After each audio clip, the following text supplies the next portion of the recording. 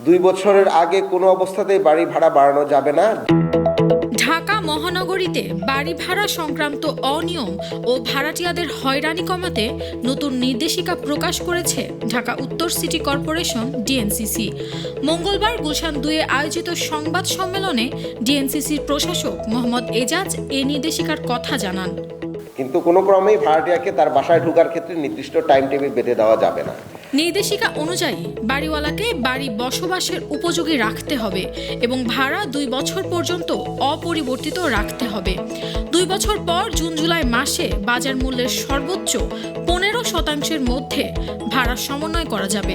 এছাড়াও গ্যাস, বিদ্যুৎ, পানি ও বর্জ্য ব্যবস্থাপনা সহ সব ইউটিলিটি সেবা নিশ্চিত করার নির্দেশ দেওয়া হয়েছে। 2 বছরের আগে কোনো অবস্থাতেই বাড়ি ভাড়া বাড়ানো যাবে না। 2 বছর পর মানসম্মত দ্বিপাক্ষিক আলোচনা সাপেক্ষে ভাড়া পরিবর্তন করা যাবে।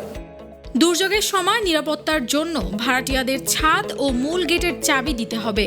অগ্রিম ভাড়া নেওয়া যাবে সর্বোচ্চ 1 থেকে 3 মাসের এবং ভাড়া পরিশোধের বিপরীতে বাড়িওয়ালাকে লিখিত রসিদ দিতে হবে। অন্যদিকে ভাড়াটিয়াদের প্রতি মাসের 10 তারিখের মধ্যে ভাড়া পরিশোধ, বাড়ির নিয়ম শৃঙ্খলা মেনে চলা এবং সমস্যা হলে প্রথমে বাড়িওয়ালাকে জানানোর কথা বলা হয়েছে। ভাড়া বা চুক্তি সংক্রান্ত বিরোধ ওয়ার্ড ভিত্তিক সমিতির মাধ্যমে সমাধানের নির্দেশ দিয়েছে ডিএনসিসি। যদি কোনো ডিসপিউট তৈরি হয় কোনো বাড়িওয়ালা ভাড়াটিয়ার সাথে, তাহলে ওয়ার্ড অফিসে বাড়িওয়ালা সমিতির রিপ্রেজেন্টেটিভ এবং ভাড়াটিয়ার সমিতির রিপ্রেজেন্টেটিভ সংশ্লিষ্ট বাড়িওয়ালা ভাড়াটিয়া মিলে সালিসির মাধ্যমে সমস্যার সমাধান করবেন। নির্দেশিকা কার্যকর হলে ঢাকা মহানগরীতে বাড়ি ভাড়া সংক্রান্ত দীর্ঘদিনের বিশৃঙ্খলা ও ভাড়াটিয়াদের হয়রানি অনেকটাই কমবে বলে আশা করছে ডিএনসিসি।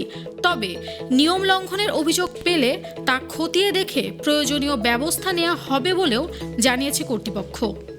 নির্দিষ্ট সময় ভাড়াটিয়া ভাড়া প্রদান করতে ব্যর্থ হলে বাড়িওয়ালা ভাড়াটিয়াকে মৌখিকভাবে সতর্ক করবেন এবং নিয়মিত ভাড়া প্রদানের জন্য তাগাদা দিবেন। তাতেও কাজ না হলে বাড়িওয়ালা ভাড়াটিয়াকে নাফিসা তাসনিম রিদিকা, নিউজ ট্রেল।